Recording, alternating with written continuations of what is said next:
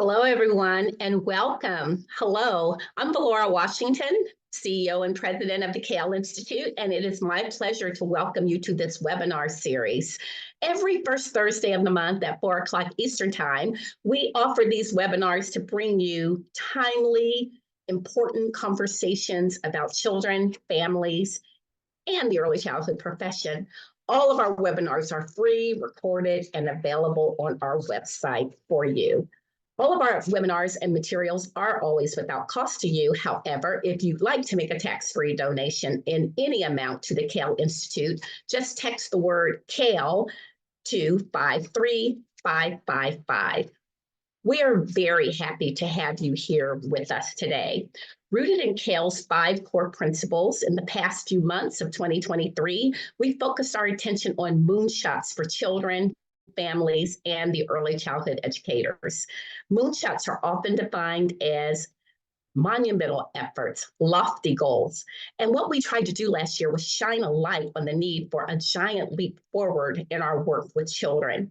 In setting the agenda for these moonshots, we were inspired by the words of President John Kennedy, who called the nation to action and achievement in the effort to go to the moon. Here's what President Kennedy said.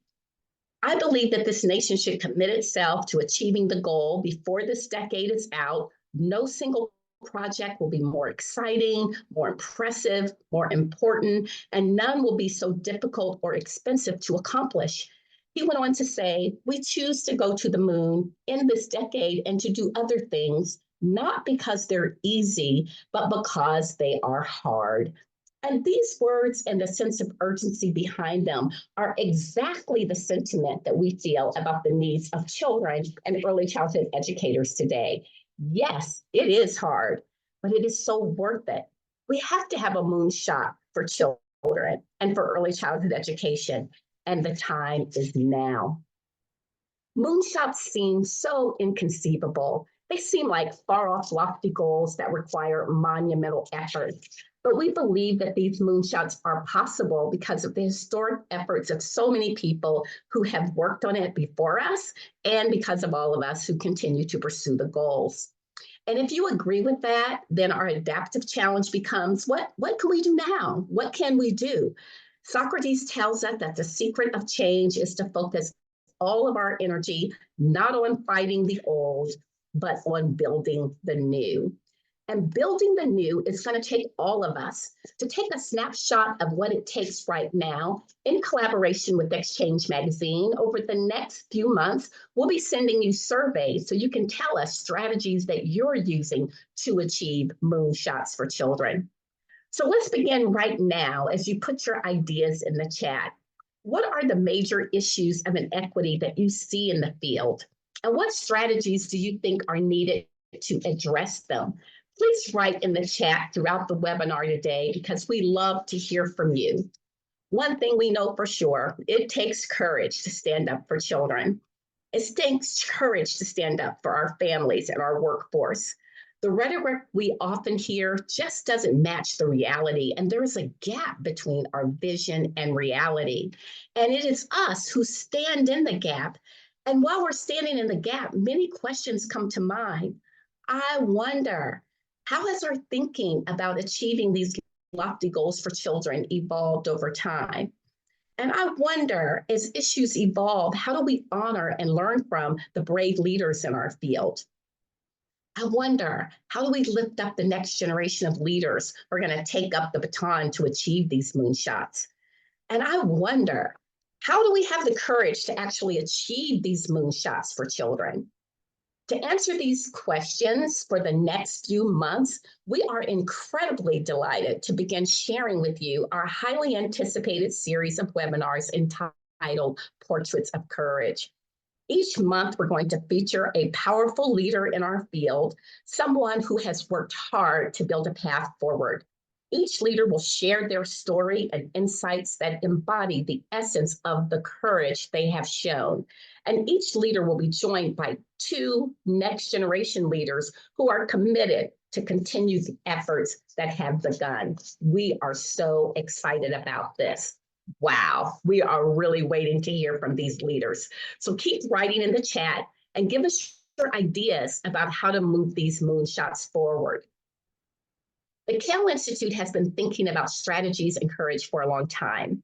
In our book, The New Early Childhood Professional, we highlight the stories of everyday educators, just like me and you, who stepped up to the mantle to achieve moonshots for children.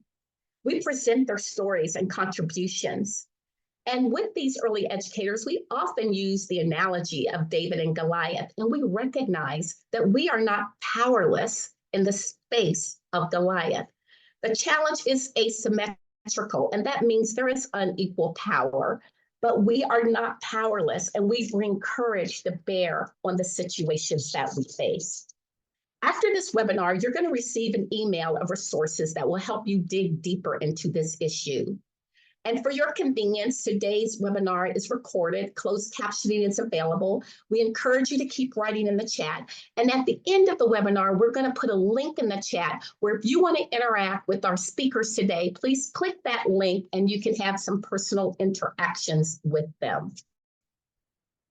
On our agenda today, we're going to focus on the courage we need to fight for equity.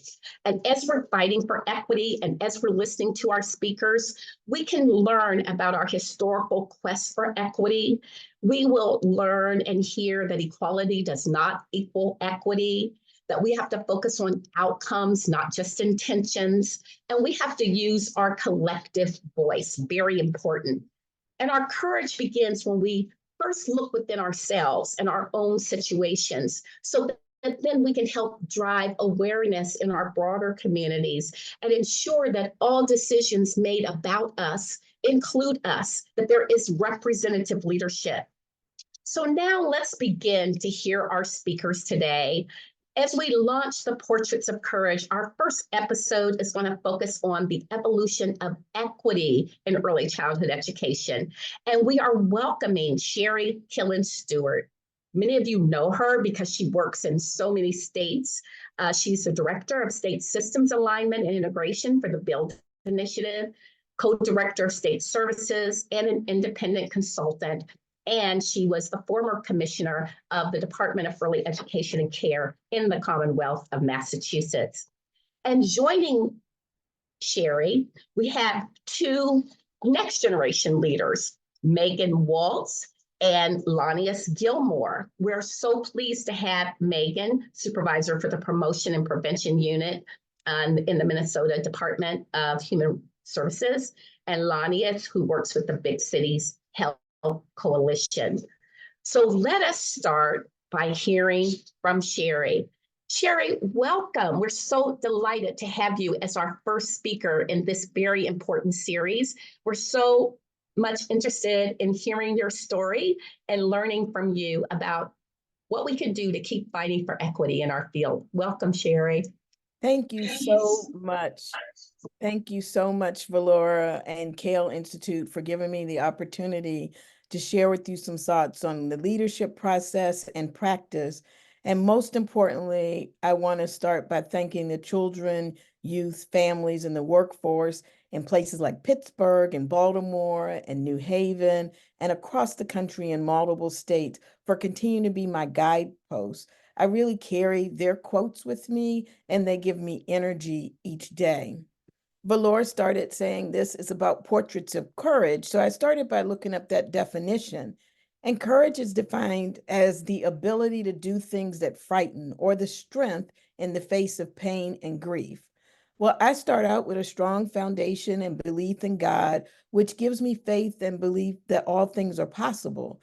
But I also have a strong memory of overcoming and successes. My grandmother saying, you need to do better than to get the same result. Or my high school counselor who told my mother she won't make it in college, you should just get her a different kind of job. Or finishing a BA in nursing, getting a master's and a doctorate. Or one of my early managers who said, look, Sherri, if you make this job look hard, then we'll just get somebody else to do it. All these things motivated me. My career is no straight line. Rather, my career is anchored. My children often say, Mom, I don't know what to tell people you do. Well, if you just look at the jobs or the position, it may sound and look disconnected. a nurse in maternal child health, a nurse in psychiatric care, a community health home visitor, a family therapist, a nurse working with autistic adolescents in group homes, a program director for family preservation and child welfare, national work to build a youth and care network for youth in foster care, chief of operations and president and CEO, and 2 empowerment zones anchored in using jobs to help folks move forward, a mayoral candidate, work in a large foundation, including an intergenerational and place-based portfolio and human resources and operation. Or as Valora mentioned, commissioner of the Massachusetts Department of Early Education and Care, and currently director of systems alignment and integration. But the anchor in all of that are the children, the families, and communities, especially those who live in the places where folks have chosen, for lots of reasons, not to invest. I work to increase opportunity, remove barriers, and distribute resources by listening to and creating feedback loops with families, the workforce, and communities so that we can continuously improve and create access to programs, services, and initiatives. Now, don't get me wrong, communities are not sitting waiting for government or nonprofits to do anything for them. Many of them have applied for services, they've been eligible, and they face multiple barriers.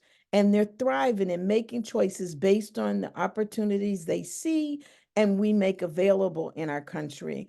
Programs over time have made decisions that it's easier for some to get programs and services and less possible for others to benefit. While I've worked on special grants like the Empowerment Zone and Race to the Top, I really focus on sustainability, getting families and communities the benefits that are available for which they are eligible. I always ask why, no matter what group of leaders or who I'm working with, why are we doing this work? And for me, there's been limited change for African Americans in home ownership or criminalization in the last 50 years. We saw that we can write policy during COVID that reduces child poverty, and we've moved back from some of those policies. And I'm really interested in supporting families to meet their own goals for well-being. I encourage you to consider your why, because with a clear why, you can find lots of hows to be able to do it. I also center my work on the hard places. While children and families are the anchor, and I want to support them to gain the well-being they define for themselves, I like going places where there's the least resources and least investments to really understand the root causes. This is an essential practice. Often we're caught up in the wind. We're learning along the way, and failing forward is not what we want to do. But if we listen in the hard places without jumping to action, we can bring partners and resources to make a difference. Inequity or addressing equity is not about one program or service. I put in the reading list that the CAYL Institute will share with you later an article by Angela Davis called The Curb Cut. It shares how the decision was made to do cuts in curbs, but all of us use those sidewalk curb cuts for strollers, for walkers, for suitcases on wheel. So an investment in a population who can define what they need often has multiple benefit. Some of you are using the closed captioning because you're multitasking while you're listening to me talk, or many of you use text to voice. All of these adaptations were built for specific populations. There's an article by Policy Link, and it says opportunity does not trickle down, it cascades out and up.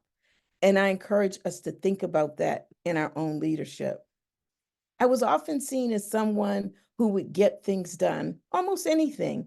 I never asked people to do what I'm not willing to do, whether it was stuffing envelopes or finding 10 cents in a budget to make it balance, or walking through a neighborhood.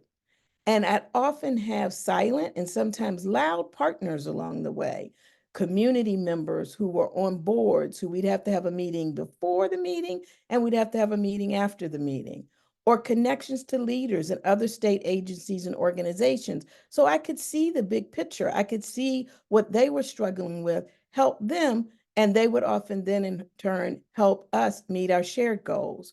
or calls with advocates early morning or late at night to decide what can you do versus what can I do. The core in all of that is listening and showing up so they could become a partner. Sometimes it's a long journey, but it is certainly worth it in the long run. I see early education and care programs in the context of a larger system, and that system includes programs, services, and initiatives that benefit children and adults and the community, things like housing and employment and health and mental health, building a social network or supporting social networks, making sure there are parks and informal spaces like libraries and museums. I sought to understand how were decisions made. They're honestly made by people like you and me. I did not consider it a risk to find out who made the decision, understand what they want, listen to them, help them, and then ask them for what the community was saying they wanted, or bring those families and community members so that we could co-create and create a solution together. Looking back, I know I ruffled a few feathers along the way. There were many managers and many leaders that didn't understand, why did she need to listen to the early childhood workforce? Why is she out there walking the street listening to families? Why did she need to tour the state or listen to partners? Often getting it done meant doing more. It meant working smarter or longer or researching or finding partners to do the solution that mattered most to children, families, and the workforce. One of my proudest accomplishments was my work with the Boston Children's Museum. Jerry and I talked for a couple of years about how nice it would be if some of the resources that the Boston Children's Museum had could be shared with other museums at that time in Massachusetts. And I said, what about the family engagement grantees? And she said, okay. Years later, the Institute for Museum and Library Science invested in that idea, and we were able to take that idea to 6 or 7 different states, really helping them to spread the ideas, to work together, to intentionally reach out to children and families. There's an article in the Association for Library Services that Catherine and I wrote about that work. I learned early that my success was tied to the action of others when you're driven by family and community goals. More informal activities for children children, you need museums and libraries. In health, you need doctors' offices to make appointments. In economic development, you need jobs and housing. In early education and care, teachers need tools, materials, and compensation. In jobs, families need transportation. And so those are often unlikely allies that I was able to partner with. Collaboration and partnership is key. Working together, we can achieve more than we can achieve alone. There's a great African proverb that I'm sure you've all heard. If you want to go fast, go alone. But if you want to go far, we've got to go together. Recognizing that we need each other, even when folks don't recognize it, which means you have to reach up to partner and build that relationship. We were able in a state to partner a workforce board and a Head Start program. Workforce organizations don't usually think about childcare, but unemployed people aren't eligible for childcare. Getting them together helped them match families with jobs and their children with a safe place to go during the day. Families and children are multifaceted. No single program, service, or opportunity, even employment, will combat the multiple years of disinvestment in communities and neighborhoods. That's why in my early work, once people got on their feet, they often moved without an intentional investment in community. The goal of most families is to get out of a neighborhood that doesn't have the investment. Collaboration and partnership is more important than any single leader. Even the person who answers the phone can make a difference in folks getting connected to the right person. Getting to know the guy in the parking lot, your car can be close or your car can be far away. There are many examples of co-creating solutions. One, in early work, I worked to get individuals jobs in labs. It was a good paying job. The community college was ready. The company was ready because they needed lab techs, but we didn't listen close enough to the men that got the jobs, and they didn't want to cut their facial hair. Now, I hope this isn't a problem today, But in those days, the equipment required you cut your facial hair. We learned a valuable lesson. We failed forward. Listening to families in a rural community about lack of access to state grants, when working with them, we were able to tailor an opportunity that was only for rural communities. And guess what? They got grants. Working with museums and libraries to put access to programs and materials in public housing that had limited transportation opportunities, we got those materials to children and families. And our quality rating and improvement system was built because we wanted a federal grant. But by listening to the workforce, we knew that they needed more days up front for professional development to meet the requirements and more money as well. Networks are key. Key to risk taking is staying connected to multiple work networks so you can share the risk. Intentionally building beyond the choir of people who say and agree with you, to test your ideas and learn from others' approaches. Always keeping one foot in the community with families and children, even when you're at the state or another level, keeps you grounded. Many of my transitions have been guided by community members who helped me get grounded in my new role or in new communities. Moving away from siloed and transitional thinking is essential. There are over 36 programs funded by the federal government designed to benefit children and families, each with their own eligibility strings, their age, their means testing, who the grantee is, whether it's state, local, tribal, or the age range it might serve. You often will feel a risk in building trusted relationships, seeing your job as managing a grant or transactions rather than managing to an outcome. The goal is not to perform well in one program or another, but rather focus on community and family stability and well-being. That takes housing, the built environment, employment, social network, early childhood activities, formal and informal, safe outdoor spaces, adult training and education, and support for health like nutrition and health care. Key success factors were understanding my roles, responsibility, authority, and influence. What could I do? What were my tools and grants and money and people? What authority did I have before I needed to ask others?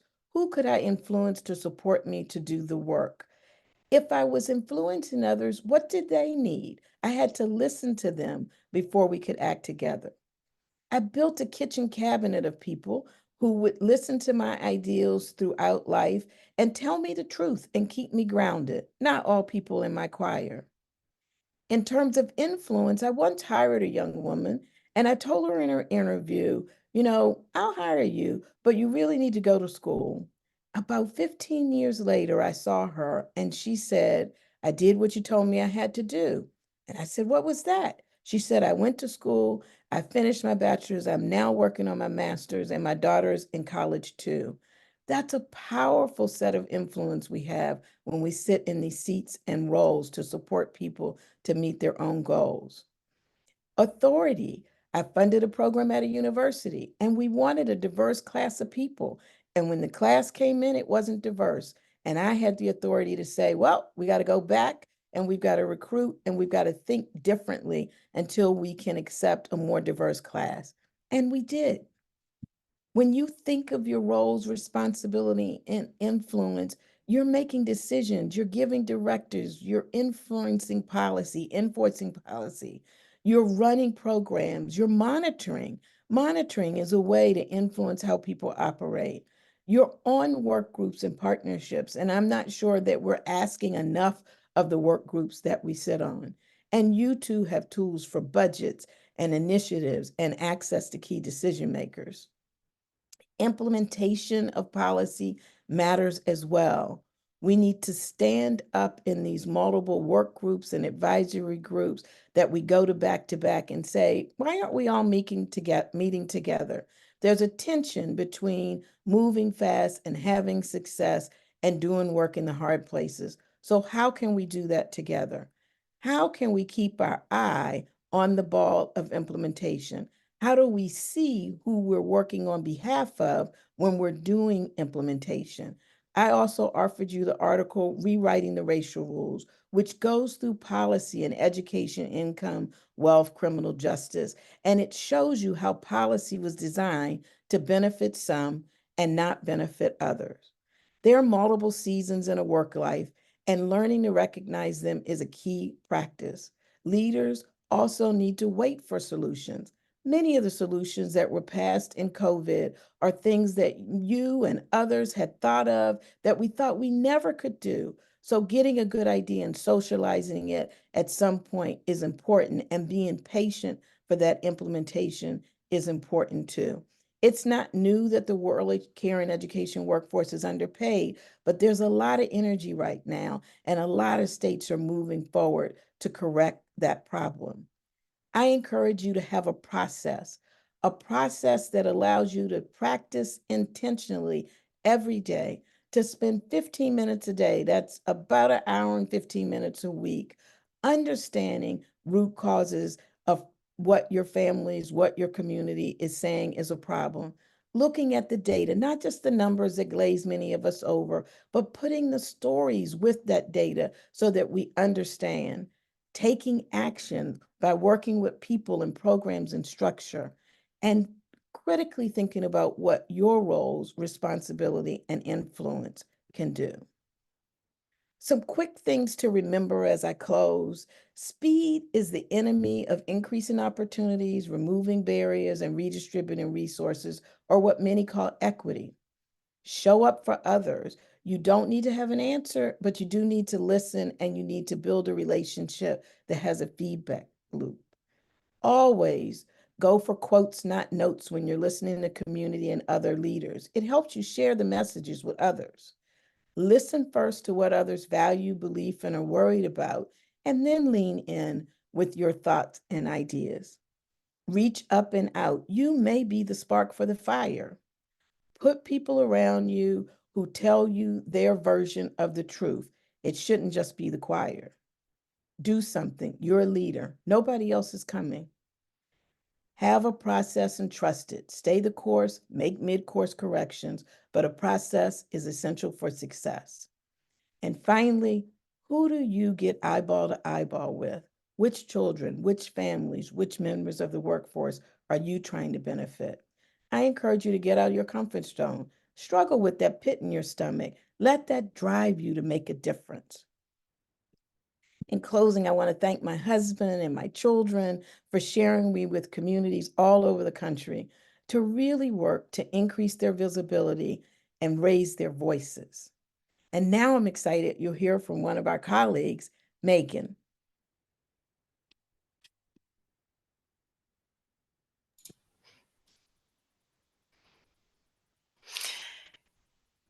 Hey everyone, thanks Sherri. There's so much, so much. I believe that as we honor our mentors, as we think about how we continue to do the work and take the lessons that we've learned, I believe that continuing the learning from the base. So Sherri just set one heck of a base in her talk, and I want to focus on just a couple things that she did talk about. Um, in order to make change that impact disparity and move us towards social justice and, as Sherri said, equity, we have to know what levels we're working at, where we have influence. And I work in state government. And so my levels of influence and levels of work may be different than someone who works in a nonprofit. The level of change that I feel that state government works at is institutional and structural. What are the policies and systems that we can change? Um, and we also need to do our own work, however, to get to those institutional and structural changes. Sherri's a big proponent of saying, you have to do your own personal work. I'm not going to do that for you. I can help you get to the structural and institutional change, but not before you do your own work. And that's something that's really stuck by me. Um, and the personal work in understanding historical context, and current context and building relationships that help you do that and that challenge you will get you to um, the different changes in policies and systems that will best impact um, children and families the most. One of the things that Sherri talks about so much is family voice, and you heard her passion for that just now. And that's one of the things that I am working to better understand and build practice around in order to support social justice and race equity in the policies and systems that I have influence on. And one of the things that we've found as we have done engagement is that it just can't be a one and done. And it's not engagement, it's relationship building. When you go back to a group of people and say, hey, this is what we heard. Did we hear you right? Did we hear you right? Is this what you said? And then come back again and say, we heard you. You said this, you confirmed this, and now how can we work together to build solution around the things that you said. And it's that working together that Sherri called co-creating. I think that builds the relationship, builds the trust, the fact that you come back again and again to ensure that you're getting it as right as you can with that community and with those families really helps with first harm reduction. And then with creating policies, practices, and systems that are going to benefit Black, Brown, and Indigenous families. So we did this in a couple ways in Minnesota through our preschool development grant. We did um, a year-long stint of engagement and relationship building, and we weren't good at it. And we worked with community partners to be able to be better. Um, Working with partners who had relationships in community with families who understand what's happening with those families on a day-to-day basis. And through that, we were able to learn so much. And all of our strategic planning goes back to that engagement and consistent engagement and relationship building with communities across the state. Another effort that we are in the middle of is our Thriving Families, Safer Children work. And again, this is built around prevention of maltreatment, but we like to say promotion of well-being, and how we're able to hear families when they talk about the harm that's been done to them, and don't take it personally, but do work to change practice and change policy and systems. Sherri talked a lot about social determinants, those big areas of policy like employment and housing and food support and all of these things, childcare, that contribute to family and community well-being. And being brave enough to step out of your quote swim lane so that you can figure out what and how the puzzle pieces fit together, so that you can create multiple pathways for families and communities to build their well-being.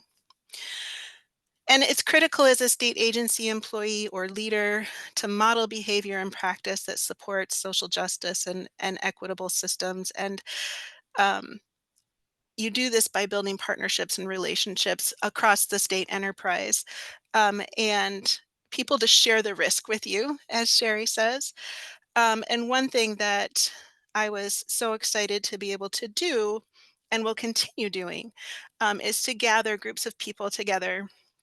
One particular group was a group of folks working on early childhood systems to come together and experience Equity Leaders Action Network, uh, a fellowship program that builds supports, and really work with Sherri and her team to be able to get some of these learnings about levels of change, about who you can influence, how to bridge partnerships, all of these different things.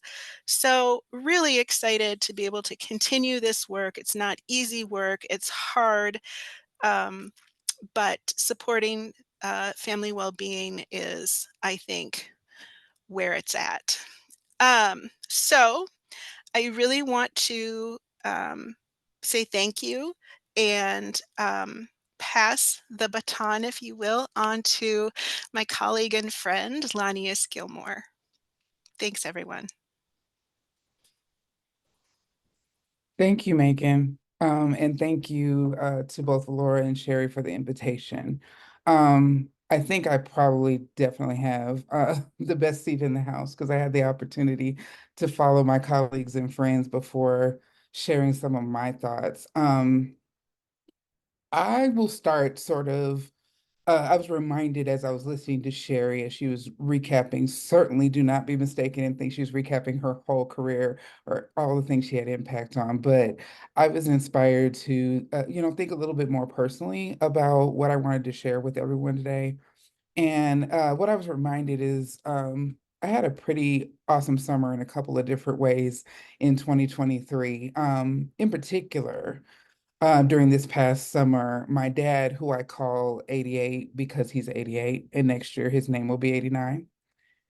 He and his 96-year-old first cousin really reminded me why I'm doing this work and why I insist and persist. Um, when I was really young, middle school is where I think I started wondering about this, but I started to get convinced that there was something up. um, Black people seemed to live shorter lives. And I'm not just talking about the tragedies related to violence, which definitely cuts lives even shorter. But I was just reflecting on, having a smaller family than many of my counterparts from other racial and cultural groups. And I just felt like something was up. So certainly before I understood that what I was observing were disparities in life expectancy. These were things that were affecting me and making me wonder and ask questions, or at least ponder questions in my own head. Of course, now I understand life expectancy as a health and well-being outcome, and I understand it as such, and I'm able to examine data and even stories to understand disparities, gaps, and inequities around life expectancy. And while that is super important, it's even more important to create a vision for health, for well-being, even for educational outcomes and for longevity. And to do that from the point of view of the people living in the communities that we care about, living in the communities that we're charged with protecting.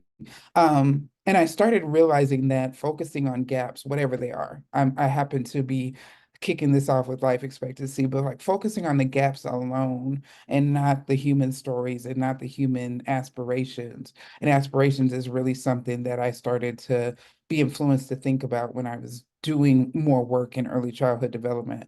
But you have to think about all those things and not just the gaps, because if you just think about the gaps, it actually misses the best part.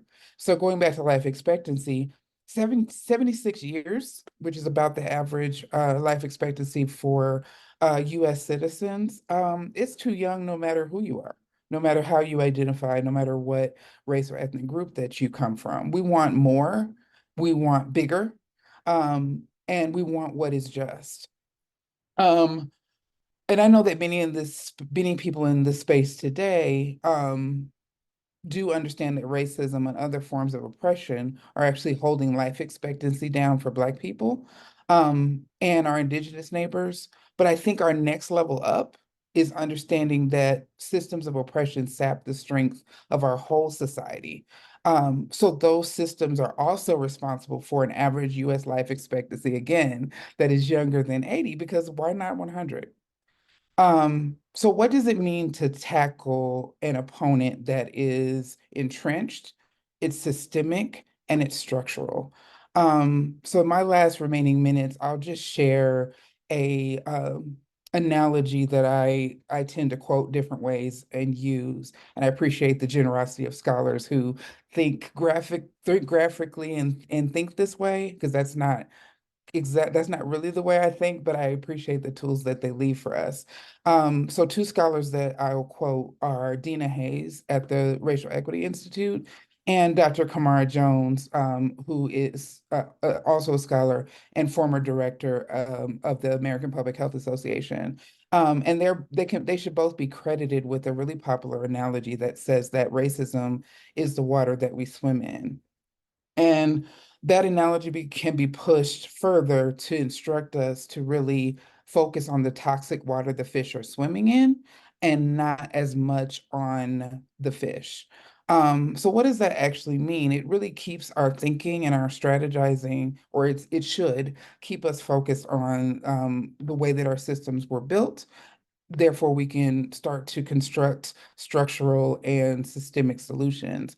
It just keeps us thinking more about changing our cultural environment, our policy environments, our legislative environments, so that the changes that we want to make, the moonshots we want to take, can actually take hold and we can begin to see them. Because one thing to understand about systems, and I'll never forget, this was our first sort of lesson as participants in the Equity Leaders Action Network that Megan and I participated in. One of the first lessons, for some, maybe it was already their language, but one of the first lessons was on systems. And for us to understand that systems are built to keep themselves intact, they are built to last, they are built to resist change. So no matter what you build, that's what it's built to do. And so that's why you often hear that systems are not broken, they are built to get the outcomes and results that they actually get. And that's true for the systems based on our systems. Relative to other systems in our country, the early childhood development systems are relatively new, and therefore they are also built to support the status quo. So one of the things I think that's really important for us to understand is that we're always being manipulated into resisting equalizing solutions and policies. And it's really important for us to realize that, so that when we come up against some of the environment that we're in right now, all of this bigoted, racist, all this terrible rhetoric going around, whether or not it influences policymaking, that when we're in an environment like this and pushback, we should be expecting it, not expecting that there's some way to prevent it. So understanding that we're always being manipulated, that our systems, again, are built to maintain themselves exactly the way that they are, that will help us to actually be able to acknowledge when pushback is happening and be able to actually stand up against it. That's really almost the only way. And I'll close with one last thought. One of the questions we were encouraged to contemplate for this conversation today was, how do we honor leaders who came before us in this fight for equity and justice? And I think that one way is to think of humility as one tool in resilience.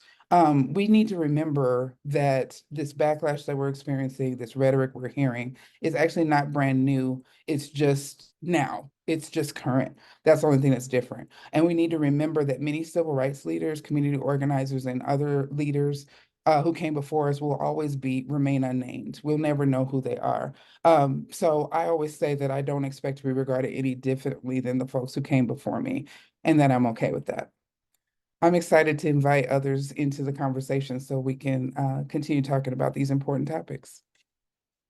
Thank you so much, Lonias, for your thoughtful comments. And Megan and Sherri, join me as we think together about this whole thing of equity. So I'm going to pick up where Lonias left off, where she's telling us about we're always being manipulated because the system just wants to sustain itself.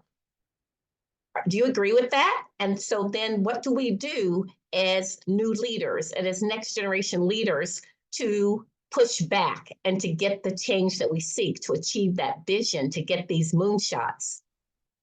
You know, one thing that I encourage folks to do is to look for the origin story between policy and practice. And I'll tell you a crazy story from listening to community. Folks were going into a particular office in the state, and they would bring one piece of paper and they'd say, oh no, you need another piece of paper. And they come back and they bring one piece of paper. Oh no, you need another piece of paper. And then we interrogated, like, why is that? And we went to the office to talk to the staff. What we discovered was one day somebody went on vacation and people's files set. And so they changed the policy. Instead of a caseworker being responsible for a family, they just had an inbox. And anybody who was available would take each case off. But then nobody owned the family. So they addressed one thing at a time. So I think sometimes we don't interrogate enough the policies and the practices that we're using to be able to really change them, because maybe somebody just went on vacation. But Megan, Megan, do you have thoughts?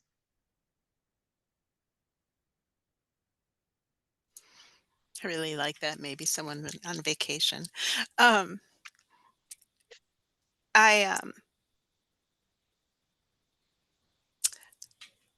I think that moving forward really requires just a constant looking at looking forward and trying to understand what's gone on before, but having those forward outcomes in mind. So that's how I believe we work towards systems change and be curious. Mhm. we also have a comment in the chat from a good friend and colleague that said systems are designed not for the children and families or the communities they're meant to serve. And they really are designed around fraud, waste, and abuse. And so again, not centering not centering the outcome, not centering what we're trying to accomplish, but rather fraud, waste, and abuse. Mhm. Because if they were designed for the children, families, and communities, thank you for your note, Catherine, then listening first wouldn't be so hard. And listening first wouldn't be something we have to constantly push with people about how do you listen first, because listen first would be a natural thing to do if the system was really intended for those outcomes. Mm-hmm. And Valora, as you've said, you got to help leaders go to the balcony, because we get so entrenched in the program or service that we're trying to implement and the technical rules and strategies that go with it, that we don't make space for the opportunity for emergent thinking so that we can implement it in a way that really is tailored to serve children and families. So how do we do the personal work and the collective work that's required to show courage in the face of these self-sustaining systems? I know that there are many strategies that are being used. Sherri, you work with Bill to go into many states and try to work with the people who are working there. There's fellowship programs that try to give people new tools and new ways of thinking. How else might we respond? I think shared experiences. I think all of us have talked about the fact that it's not one program or service. I think not just the choir, but early adopters having shared experiences, listening together, I have found to be quite powerful in moving even individual growth in the work. And this isn't Black or brown or Native, it's all peoples having a shared experience. So when you want to go out and you want to listen, to do that with other people who may not be as psyched about it or may not think it's the best idea, but they're willing to show up. Again, showing up is, 80% of the game. And then we can work on getting people to goal around focusing on the changes that we want. And I'd like to add something, because it was something I'd hoped I would have time to say, which is that I credit Sherri and Dr. Aisha Ray, who are the founders and faculty for the Equity Leaders Action Network. Spent 3 years with them at the beginning, and now they're stuck with me for life. But one of the things I credit them with is my leadership philosophy. That doesn't mean that it's because I figured it out. It's because literally it's still an edge where I'm growing, which is around really organizing with people and working collaboratively with people, insisting on that, as opposed to working in spite of people. Like, racial justice work is just collective. It just is. So whether it's racial justice work specifically focused on early childhood development systems, or whatever systems, I happen to work with public health agencies right now. So governmental public health, doesn't matter. It's collective work. And we just have to accept that. And that's why it's important to gain perspective from the people who are supposed to be served by the system, who are named in policies and practice, but not involved. And that's why it's important to really think about, often we're already organizing. It just takes a moment for us to, slow down, recover from maybe an injury or an insult, and realize that I might feel like nobody's listening, but I know who is listening. I know who I'm listening to. I know I can define my realm of influence if I'm willing to be intentional about that. And then one last thing I want to say about it being collective is that that's also the key to rest and sustainability. Like sometimes the one reason why we are worn out is because we insist on doing it all by ourselves. Sometimes that is the answer to, oh man, I was on the edge and about to leave and go, I always say this, go work at Starbucks. That's only a partial joke. But often the answer to not running away and becoming a barista is acknowledging that this work is collective and really finding our people. And we actually do know who our people are. Yeah, lots of shout outs here. And so we just really do want to acknowledge Aisha Ray, who is one of the elders who's contributed a lot to this equity conversation. So one of the things that, people now talk about rest is revolution. You brought up the issue of rest. Rest is revolution. I think, Sherri, many of us are of a generation where we didn't want to rest because we felt that, we had to get it done and we had to get it done right now. But I think now the next generation leaders are teaching us that rest is revolution. And how do you take rest in a meaningful way? And one way, as Lonias pointed out, is to make sure you're not doing all the work by yourself. So Sherri, you referred to the kitchen cabinet. We often talk about communities of practice. Let's turn our attention to thinking of that as a strategy that helps move that courage forward. How have you all used community, your networks, your kitchen cabinet? How do you use those to promote these courageous goals?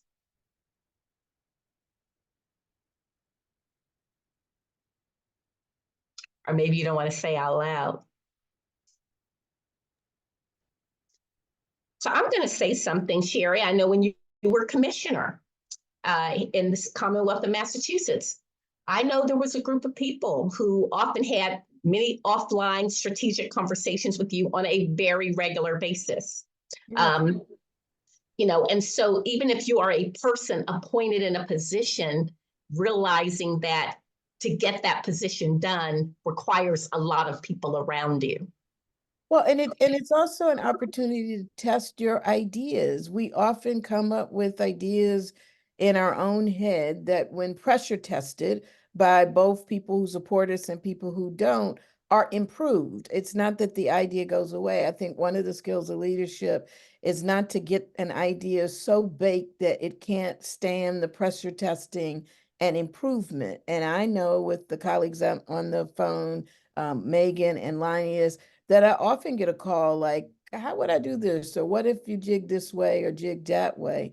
And so I think this idea of the kitchen cabinet, I will say though, that when you interview writ large for other purposes, minority leaders, leaders in government at a certain level, it can feel really isolating. And finding those trusted allies that you can share your ideas with, that so that they don't get socialized before it's fully baked, is a part of the risk. It's a part of the courage is to build that team. Yeah, it takes courage to also trust in other people to move your agendas forward. How do you handle pushback and feedback? So a lot of things, when you push against the system bites back oftentimes. So how do you handle that pushback? Many times people working in the system identify so much with the system that they're pushing it back too, because they take that feedback as personal. How do you deal with that? Yeah, this is a great question. And I actually had in my talk, but I didn't say, be willing to walk away. That some things are worth walking away for. It's funny because that goes against what I tell the fellows, don't lose your job over this. And so there's a balancing act between sharing your ideas and finding small ways. You don't need to do everything in a big way. You need to find the flexibility within the policies that you have. So when I talked about that grant going to a rural community, we had the opportunity to release it earlier than we did to the larger public so that they would have an opportunity to respond. And so understanding the rules and the regulations and where your flexibilities are is critical to success. Everything doesn't have to be above the table. It doesn't have to be big and broad. Some things can be small and tailored to those communities. Many a time when I was commissioner, someone would call and say, well, I just can't wait 30 days to get that check. And we would walk down the hall of the fiscal office and say, look, can you bump this up? The thing is, we have to then recognize that we are too often not changing policy so that it is something that happens for more than the people who get you on the phone. You need to recognize that that's a problem for a larger group and over time shift the policy. Thank you so much, Sherri and Lonias and Megan, for sharing your insights today. So we encourage all of you to click on a link that's available in the chat. If you like to have a conversation with our guests today and ask them a question on your own or make a comment about what you've heard today, we also invite you to join us as we continue this series. Next month, we're going to talk about what it takes to really engage families with Adrian Pedrosa, who is with the National Executive Director of Abriendo Puertas. We're going to talk about the courage it takes for family childcare with Jessica Sager, who's been doing this work a long time. We're going to talk about the courage that it takes to really continue our fight for developmentally appropriate practice, as well as how to continue our work for systems change with Maurice Sykes. So come back each month and we're going to have conversations again, starting next month with Adrian Pedrosa. On behalf of the entire CAYL team, I thank you for joining us this month and every month. It is always a pleasure to be with you. Look for the email with resources where you can dig deeper into this topic. This was a conversation. We're going to provide you with resources to dig deeper. Join us in the chat right now and look forward to the email you'll receive from us. Have a good evening. Good night.